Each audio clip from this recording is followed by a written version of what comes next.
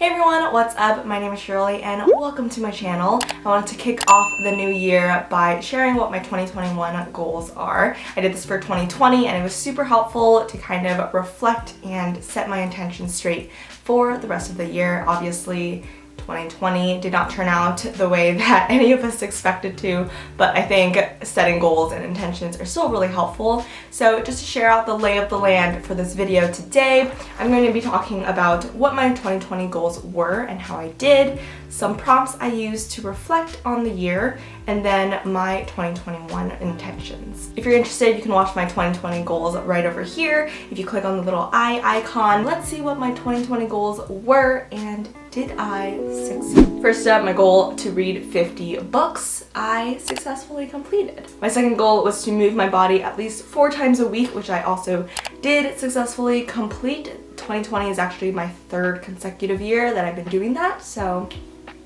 nice. My third goal was to stay off my phone for at least the first hour of the day, and I did not complete this. This is still a goal of mine and still very difficult. My fourth goal was to shop and live more sustainably, which I'm like very happy and excited and shocked about. Honestly, I totally forgot this was even a goal of mine, but 2020 turned out to be like one of the pinnacle years where I did shift my lifestyle to be way more sustainable and ethical, and I was just opened up to so much more about that industry and just that space. I feel like I've been a lot more educated this past year about it, and I've just grown immensely in terms of my knowledge about it and my involvement in the sustainability, intersectional, environmentalism, community, and all those good things. My fifth goal was to learn Chinese, which was seen through like doing Duolingo for at least 5 minutes a day. I didn't really do this. I was pretty good at it from the beginning of the year, but then I kind of fell off of it maybe in like July, August, June. I still have Duolingo on my phone, but I just don't know if for learning languages, if Duolingo is the best for me. I think I work a lot better with like a class and more structured format, so I might look into that this upcoming year. My next goal was to do some sort of family outing at least twice a month. Obviously, because we are living in a global pandemic, that didn't end up happening. And I want to preface this by saying that I know I'm really privileged to even be able to say this, but I started working from home and my brother started doing school from home. So we were home all the time, and my parents are actually essential workers, so they kind of kept working, but it's hard to explain. But they also were working at home a lot as well as going out. So long story short, before where I felt like I wasn't spending enough time with my family, now they're the only people I see. My next goal of mine was to learn Adobe Premiere, which I did not work on this one.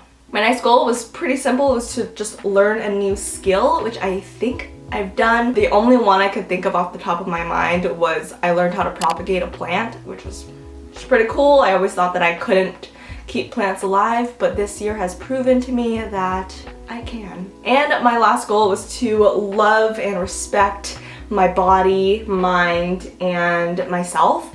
And I'm really excited and happy that I feel like I can say yes, I've completed this goal. I think 2020 was instrumental in my change in terms of my appreciation and love for myself and my body. I've grown a ton in terms of that, from learning and realizing I had body dysmorphia like 2 or 3 years ago, to kind of trying to reconfigure my relationship with food and my body and how it looks and like all of those things, to where I'm at right now, where I have fully accepted, at least almost accepted. It's obviously an ongoing, continuous journey, but right now my mindset with my body and working out and health and all that is that like my body is my body and it's doing so much.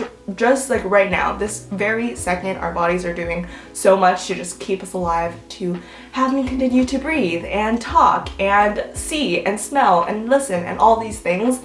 So why am I trying to make it fit some sort of image in my mind that I think it should look like? And then where does that image come from? It usually comes from what society expects and deems as pretty or good looking or whatever it is. And like why am I doing that? And I was just getting really, really tired of trying to push my body to fit into some sort of mold that I think it should be, and not really appreciating where it is right now. And also I was thinking about just like getting older. I know I'm only 23, but like I feel like I've been thinking about my body and the way it looks for as long as I could remember, and I don't want to be like 40 years old or whatever and still thinking about why does my body look this way? Like why? Like that's so annoying to me to think about. Like just accept your freaking body, love it the way it is, because it's also going to keep changing throughout the years. It's going to change because we're aging and we're taking on like new stresses and we're having new experiences and all these things. Like if you become a mom, your body's going to change before and after and during and all those things. And I think 2020 has been the year where I really kind of got that and understood it, and my relationship with my body and body image and all those things is so much better now. So all in all, I'm really happy with how I did on my 2020 goals. It's really cool to kind of see how it manifested this year.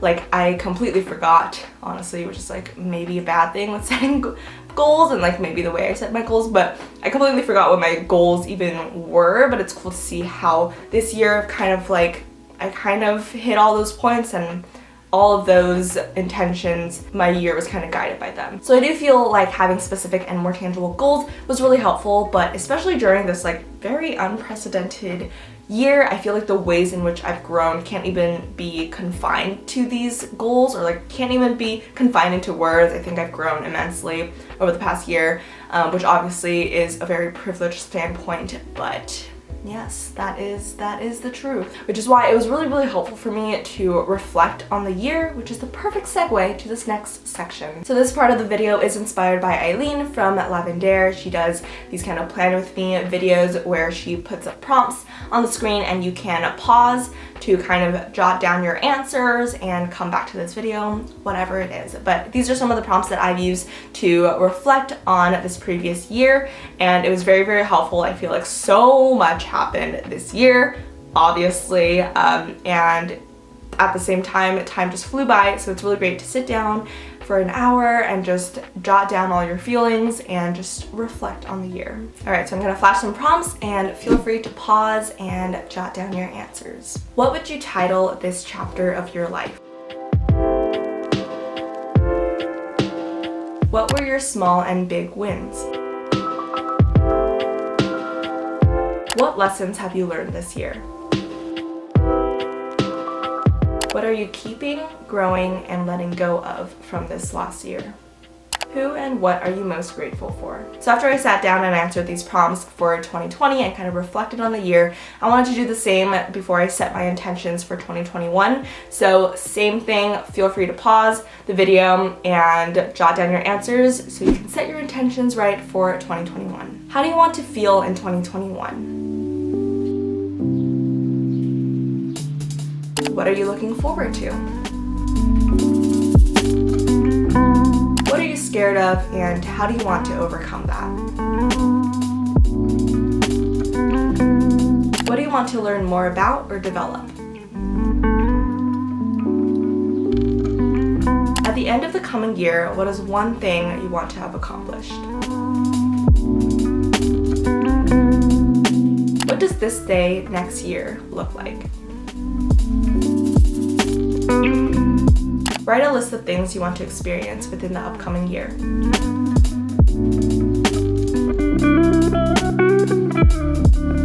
Alrighty, so those were all the prompts that I have for you guys. Feel free to answer them in the comments down below as well. I would love to hear what your intentions were and your reflections for 2020. But let's get into it. My 2021 intentions and goals. This is a more condensed list. I have my full blown out, more detailed list over on my Notion. My first one is to continue to build on my self-compassion and love for myself. I think this year has shown me how important it is to prioritize myself and kind of shift my perspective and priorities on what is important, and I am very important, and I need to take care of my mental, physical, and emotional health and really just have more love and yeah, just compassion for myself and be kinder to myself. My next goal is to do more things to help decrease my stress. I have realized that I am a very stressed person, even though I don't think that I am, but I clearly am. Like, I grind my teeth at night, and that's like the main indicator, really. So whether it's stretching, doing yoga, meditating, prioritizing sleep, less screen time, all of those things, I think this year I really want to nail that down and try to just lower my stress and cortisol levels. My next goal is to focus and kind of nail down my hormonal health. As most of you know, I have been trying to figure out what the heck is going on with my hormones and menstrual cycle for as long as I could remember, and I still haven't figured it out. So I gotta do that. I really want to just like nail it down, because I think that's another indicator of my body just not functioning necessarily the way that it should be, and just not functioning the way it should be. So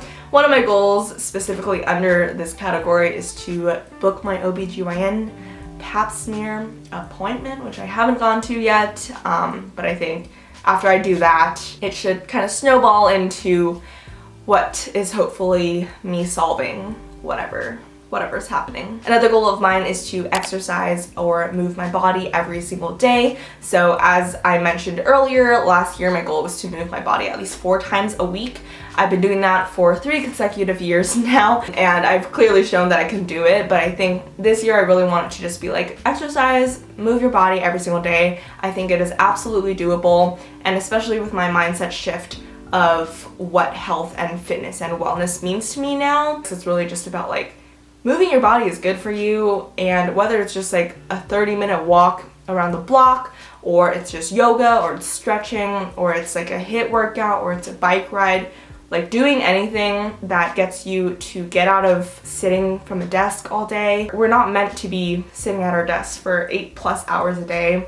We are supposed to be moving our bodies and doing things and sweating. When we take off that pressure of exercise having to be like 30 minutes at the gym at least, I think it just makes it so much easier. Like, it could literally just be a tennis game with your friends, or like going golfing, or playing a basketball game. Like, it doesn't have to be anything very specific. I think the main goal is really just to like move your body every single day. Also, I think exercise and moving your body and working out should actually be a priority and not an optional thing for all of us. I think it's very important to do, just in terms of just being healthy and treating your body with the care that it deserves. My next goal is more family oriented, and that is to strengthen my relationship with my family. Recently, we've been doing weekly mahjong nights, or actually we've been doing it more so daily, but that's been super nice and fun, and I think I want to incorporate something like that into the next upcoming year. Obviously, we don't know what's going to happen. Like, am I going to go back to work?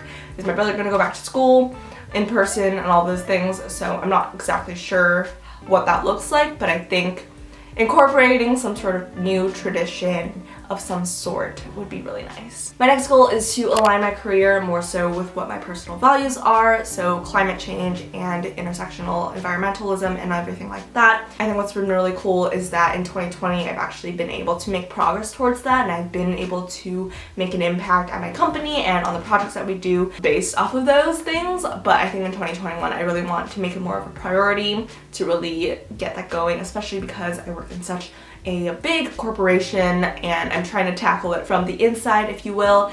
But yeah, it's just a huge priority for me in terms of just lining up how I'm contributing to the world with how, what my personal values are. And of course, it wouldn't be a goal setting video if I did not have a book goal. And my goal in 2021 is to read 100 books, which I know is a huge jump from my 50 book, but I really want to challenge myself, because I think I know I can do it. I just have to do it. But specifically, I really want to expand my authors and the types of books I read. So I really want to read more books from BIPOC authors. I really want to read more books about anti-racism and environmentalism and climate change and all those things. My next goal is to find a way to actively participate in organizations that fight for climate action and sustainability. I'm not sure what this will look like yet, but I do want to be a more active participant in that field. Next, I have a fun little finance goal, and that is to align my finances more with my personal values. If you watched my personal finance video, which I will link up here, I talked about how I'm invested in index funds and stocks and all those things. What I haven't done is align those stocks and index funds with what my personal values are. So starting to take out those stocks and reinvest them into brands and companies and funds that support climate action and sustainability, plant-based meats, solar energy, etc., etc. Just like making sure that I'm supporting funds that align with what I believe in. I believe they are called ESGs or something like that. I will leave links down below, but I'm still doing research on what stocks I should be investing on and which ones I want to do. But definitely in 2021, I want to realign my stocks and investments to align with that. And also on that same note, I want to align my banks and credit cards with those personal values. A lot of, I think probably all of the major banks have some issues, with fossil fuels and all those things, and it just doesn't make me feel the greatest that my money is sitting with them. So I want to start looking into new banks and credit cards and companies that align with my values. My next goal is to travel to at least one new US state, a new national park, and a new country next year. Obviously, COVID pending. I just realized that I always want to visit a new country, but I never really prioritize the United States because I'm like, oh, I live here, I could just go anytime I want, but it's I never go anytime I want. And my final goal is to have more fun with my content again. It has been quite a journey. I think 2021 is actually my 10-year anniversary on YouTube, which is wild, and obviously trying not to compare numbers and all those things, but it is hard not to, considering it is my 10th year. And it's wild to see YouTubers and even friends that I've made on YouTube where we started at the same time and they are in much different positions than I am in right now, which is just a combination of different priorities and different topics and industries, and obviously a combination of a whole bunch of things. But in the end, I think YouTube and just filming and editing and sharing things is what I'm really excited and happy to do. And I think I've kind of lost that spark last year as I've been doing it because I just don't feel inspired anymore, or I'm motivated by different things or whatever it may be. But 2021, I really want to have more fun with my content again, whether it's new editing styles or whatever it is. I think that'll be really exciting, and also just expand on the topic that I'm passionate about, which I have not stopped talking about in this video, but intersectional environmentalism and sustainability and climate change. I really want to talk more about those topics on my channel. So those are my goals for 2021. Like I mentioned, this isn't the exhaustive list. I know I tend to go very overboard with these goal setting lists and things like that, but I think what it really does is it helps me kind of refocus and reshift my priorities and intentions. But of course, the beautiful thing about life is that you can never really plan everything out to the T, and 2020 was a key indicator of that. But I think overall, just overall huge, massive macro goal is to just continue to grow into the person that I'm becoming and be a better person and do better and love myself more and just keep trying to live and be a better human. So I hope this video was helpful for you to reflect on 2020 and all of the accomplishments that you've done, and that you got some ideas for the types of goals and intentions that you might want to set for 2021. And remember that you are still here today, living and existing, and that is an accomplishment in and of itself. And I love you, and you're doing amazing. And if you are interested in following me on Instagram, I'm over there at Classified Closet. You can also find me over on my blog at classifiedclosetblog.com, and feel free to subscribe. I have new videos every single Sunday. And yeah, I love you all. I hope you have a great rest of your day, and here's to 2021. See you next week. Bye!